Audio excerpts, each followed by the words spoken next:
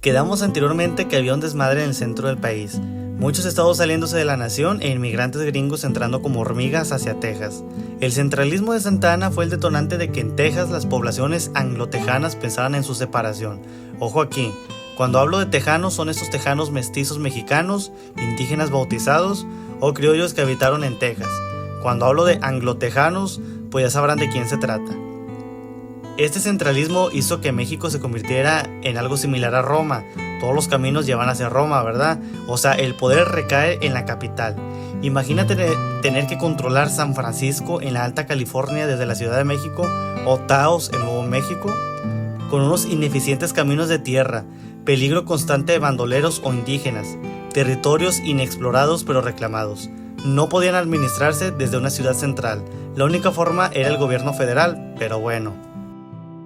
En 1830 se publicó una nueva ley de colonización para controlar las poblaciones tejanas y estipulaba lo siguiente: prohibición de que más inmigrantes estadounidenses se establecieran en territorio mexicano, prohibición de la importación de más esclavos a Texas, anulación de los contratos de colonización incompletos, prohibición de que extranjeros se establecieran en territorios vecinos a Estados Unidos, permiso para que el gobierno nombrara comisionados para negociar la compra de terrenos para nuevas colonias, permiso para que el gobierno tomara terrenos para fortificaciones y arsenales, permiso para que el gobierno transportara presidiarios y sus familias a las colonias. Y si no fuera poco, en 1832 se instaló una aduana. Órale cabrones, dijo el gobierno mexicano, ¿verdad? Esto llenó de rabia a los anglotejanos.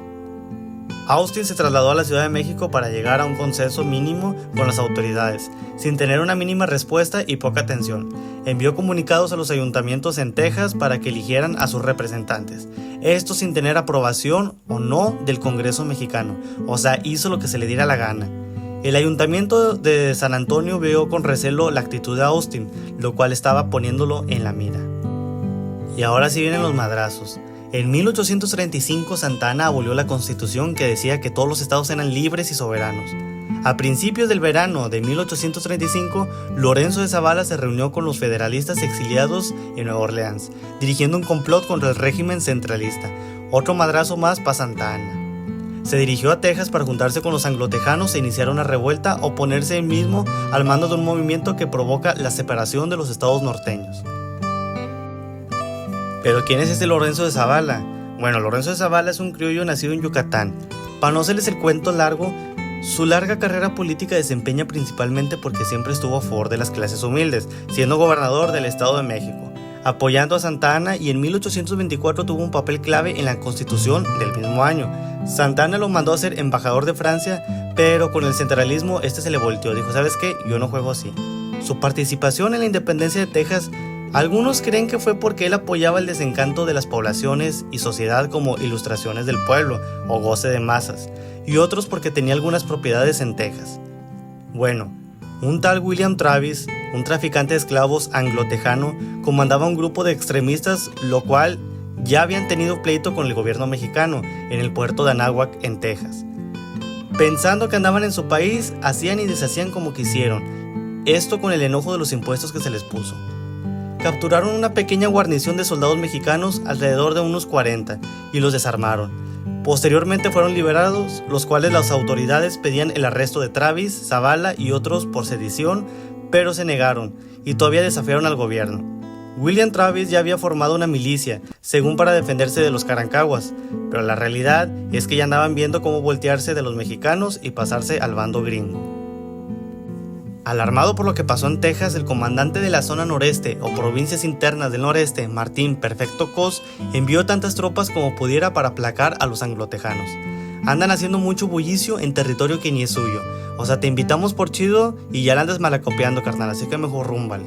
Reclutó hombres de pueblos del Río Bravo, juntó milicias y junto al ejército mexicano marcharon hasta Texas, lo cual esto puso de nervios a la población local, que se pasó, en algunos casos, al bando radicalista. Austin estuvo preso 2 años y medio por abogar su estadidad separada para Texas. Austin era un hombre que, si bien estaba comprometido a la armonía entre anglotejanos y mexicanos y una voz favorable al compromiso de la comunidad pacífica, lo cierto es que venía encabronado. Se unió al bando separatista y llamó a la resistencia armada, que según la guerra es el único recurso. Aquí viene lo mero bueno, vienen los guamazos. Imagínate que tienes una casa grande que rentas. Llegan unos migrantes y los dejas vivir. Imagina que empiezan a llegar más familiares de él, pero el detalle es de que hay muchos robos a la propiedad, por lo que te piden una escopeta. Se las prestas, pero estos ya no se quieren salir de ahí. Vas y les pides que te devuelvan la escopeta y se ponen al tú por tú con un letrero que dice ven y tómala. Es un ejemplo muy simplificado, porque el 2 de octubre en las afueras de un pueblo llamado González, por el río Guadalupe, Cosa estaba establecido en San Antonio, lo que vio que era cierto, la población anglotejana era demasiada.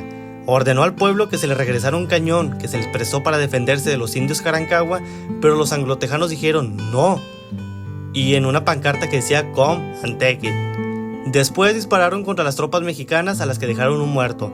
La revuelta de inmigrantes ya había comenzado. Después de este pequeño enfrentamiento, sitiaron la ciudad de San Antonio, el pueblo de San Antonio, junto a tejanos de origen hispano. Mientras tanto, en New Orleans, los federalistas estaban contentos de que la revuelta haya comenzado, pensando de que los anglotejanos estaban peleando por la Constitución de 1824 y restaurar la República Federal. No sé de dónde se creyeron eso. En fin, José Antonio Mejía zarpó con más de 100 hombres, en su mayoría anglosajones, hacia Tampico con la intención de capturar la segunda aduana más importante de México, y así Santa Anna no tendría la feria suficiente para anunciar una campaña contra Texas. Pero tras una batalla, perdieron huyendo y dejando los hombres gravemente heridos, los cuales fueron llevados a la Ciudad de México, lo cual puso en evidencia ante su Alteza Serenísima que los federalistas y gringos andaban jugando juntos. Esto viola las leyes de neutralidad de Estados Unidos ante la guerra. José Luis Tornel anunció un comunicado que cada gringo filibustero que agarraran, cuello. O sea, fueron etiquetados de piratas. Si te capturaban, te trataban como uno. Mientras tanto, en Texas, Zavala se juntó con algunos hombres formando la Junta en San Felipe de Austin, lo cual los radicales pedían una declaración inmediata de la independencia. Lo cual Zavala dice, a ver, espérense. Estamos aquí para restaurar la república, no para separarnos. Los insurgentes federalistas se negaban a apoyar una independencia. Hicieron un voto, lo cual ganaron 33-15 en contra de la independencia. Aunque los radicales dieron su lealtad a la república, pero nadie vio que estos cabrones tenían los dedos cruzados. Los delegados tomaron otras decisiones, como poner al mando a Sam Houston como comandante del ejército tejano. Incluso enviaron a 3 hombres representantes hacia Estados Unidos para que apoyaran con hombres la rebelión con el fin de darles tierras. Muchos federalistas se separaron de la rebelión porque vieron que las intenciones de restaurar la república eran puro cuento. Los anglotejanos buscaban algo más.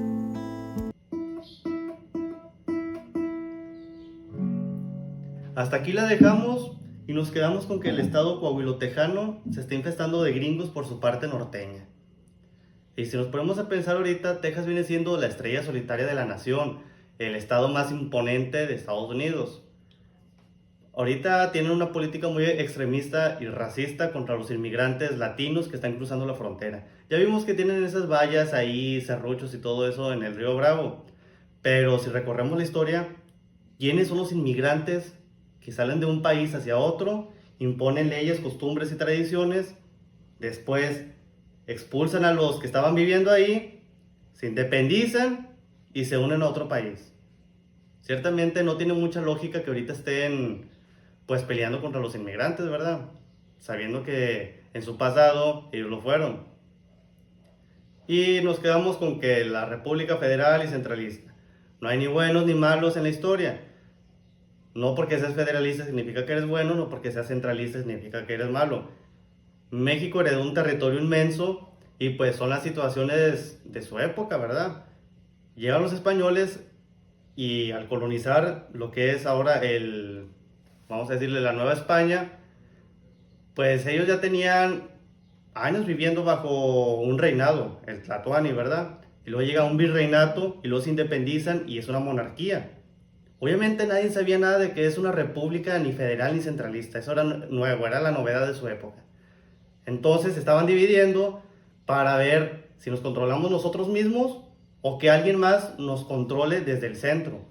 Muchos estaban a favor, muchos en contra, era la situación de su momento. Y como siempre se nos viene acabando la hora y pues nos vemos en la otra.